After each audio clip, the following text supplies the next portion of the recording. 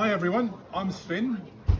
I've been making stuff for many years, decades in fact, and this talk is about how to make locks or how they're made. So I've got a range of locks here, from padlocks to slide locks to spring displacement locks.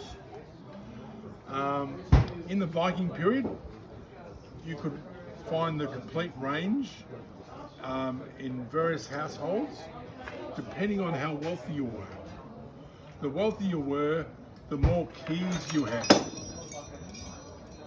And of course, the keys were held by the women, so they had access to all the nice linen and all the jewellery. So I'll go through each of these keys in its own time, but we're going to start with the padlocks. And at the moment, I've got two padlocks here, and I'm about to be given a third padlock. Thank you, Sandra. Thank you. So we'll start off with the barrel padlock. So with the padlocks, there's spring displacement. So you've got a key that will actually close the spring up. So it normally only goes in one way. It's in the slot and it's pushed up through the barrel and it closes the spring. Easy. And I'll demonstrate how it was actually used in this later period padlock hasp. So you slide the padlock on and make sure you get it round the right way, and that's the chest locked. Okay, simple as.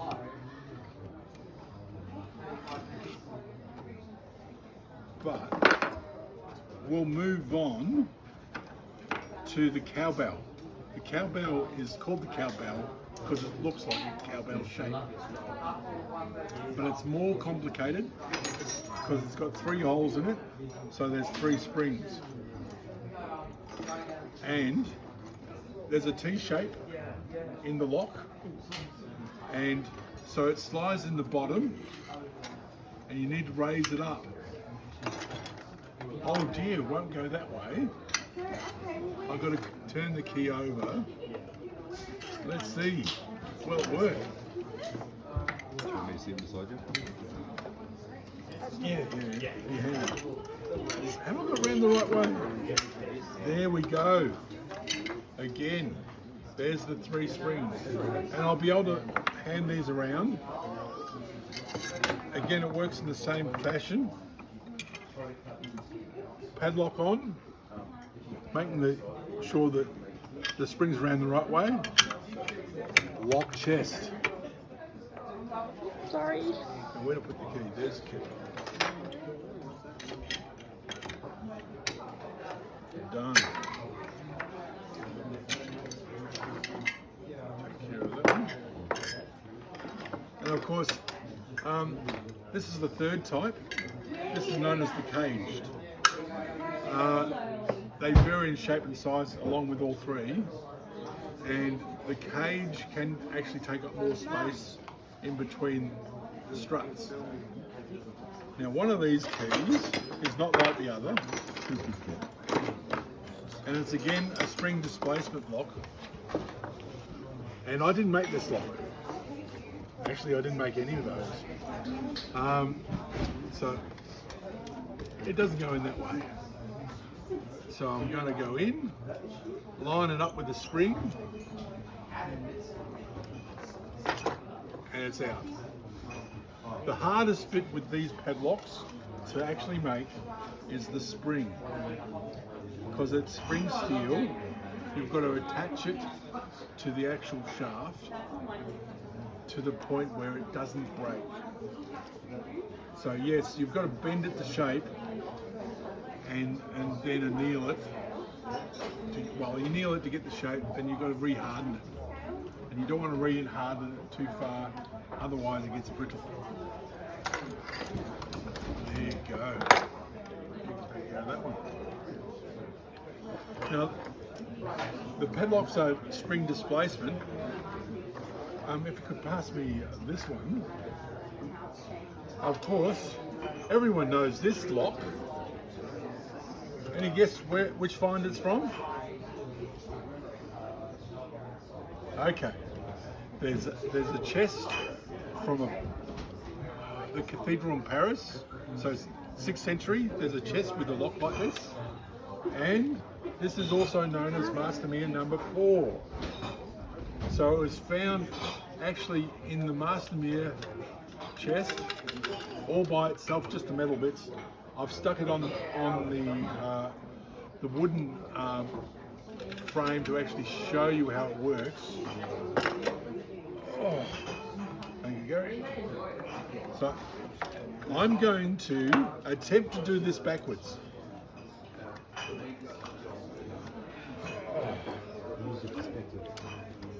So there's 4 holes.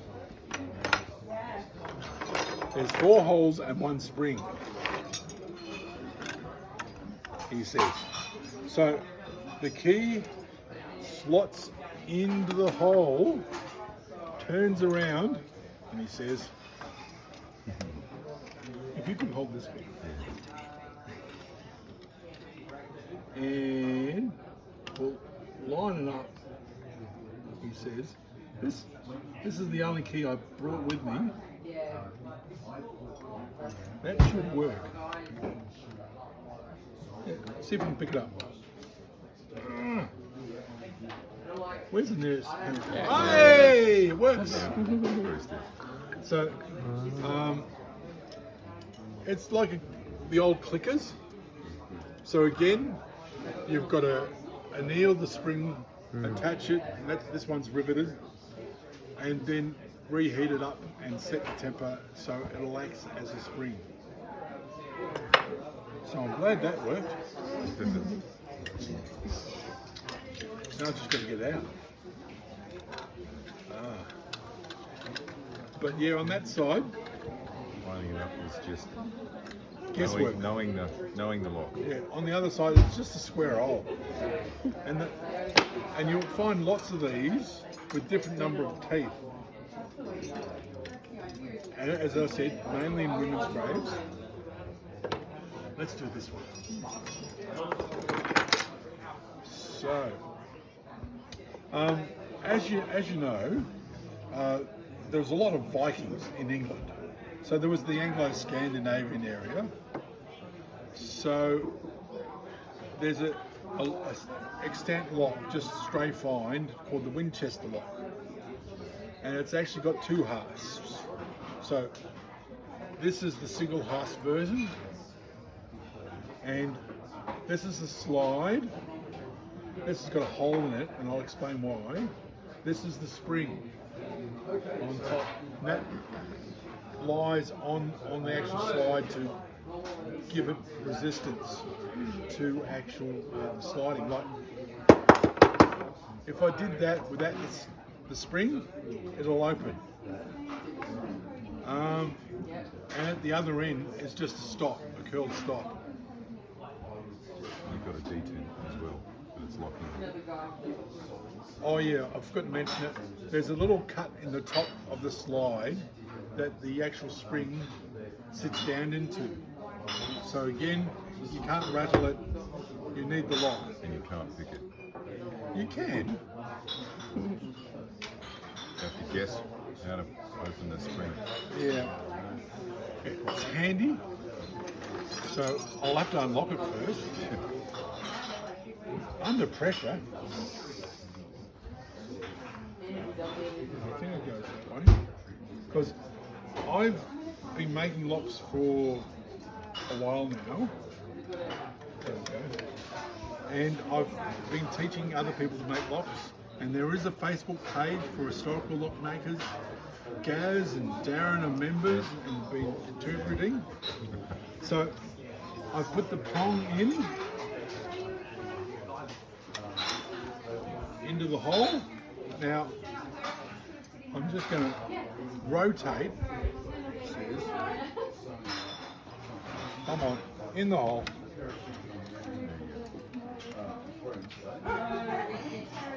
It worked last time.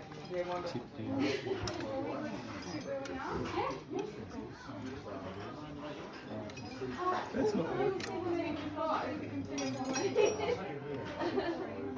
Would you hate that? If it doesn't work, we'll carry on regardless.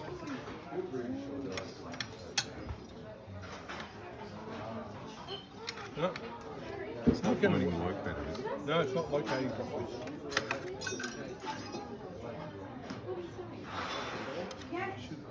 It's located. There we go. Yeah, it's locating, but yeah. I'm turning it the wrong way. Yeah. Don't you love that? That's because you're upside down and back the front. Yeah. And there. No, it's not going to work. I'll put it on YouTube so you can actually watch it. Okay. The biggest for last, but it's not the biggest. If you go to the Osberg 149, you've got a lock plate that ends up this long with 3 different hasps. And there's just one slide. If you have a look, there's a straight end and a turned end on the same plane.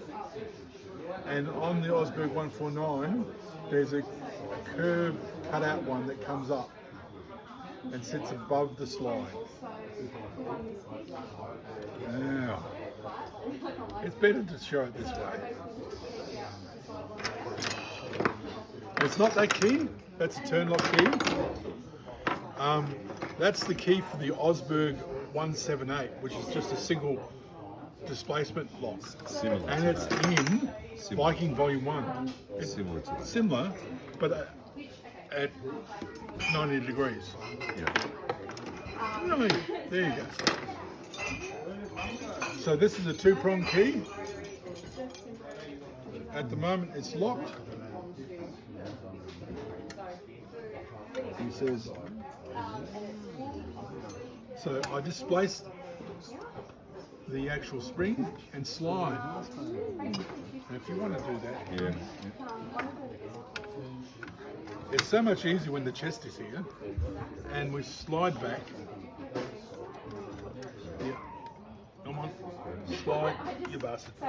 There, There we go. ta-da! Locked. It's that simple. As I said, the hardest part for the padlocks and these locks is getting the spring to sit right, to give enough pressure on the slide. But then you've got to make sure, as I showed with this, you've got to get the key right. And I do recommend you make 2 keys, because you're bound to lose one, but never put the spare key actually in the chest, because it takes someone like me or Gaz or Darren to actually open the lock up. I'd never make a second key. Yeah. And you break a lot to get it back. Yeah. No, I'm just very anal about where I'm having my key. Yeah, I'm with you on that. You can shear off the nail heads all around the lock plate to get in, but I've made myself up special. Don't let them leave your person. That's right. That's it. Yeah. But having said that, if you know the mechanism of the lock, Yeah. you can actually pick it. Yeah. So I could. There's some, like the Jigger it, yeah. Mastomeres, and particularly the Mastomeres, where that would be damn near impossible to pick, because you've got to actually, the spring is bifurcated. This one's this one- bifurcated, but yeah, then this- there's also it's- triple. Bifurcated means that there's a cut in it. Yeah. So So you you need can release one side of the spring, but unless you've got Oh, a yeah, lot of yeah. skill and you can get the hole that those tines fit in, you cannot release both springs. I'd almost defy someone to pick Yeah. that. Indeed. So, in general, rich people had keys because they had stuff they wanted to keep locked away. And of course, in the Viking households, it was the females that controlled the wealth. So they would have had a bunch of keys to take around with them and just show off. Some of the keys you find in finds They're not real keys, they're just decoration. But let's see, that's the gist of it. I'm happy to answer any questions. Any questions? Clear as mud. Okay, thank you very much. I'll let people play. Thanks, Sven.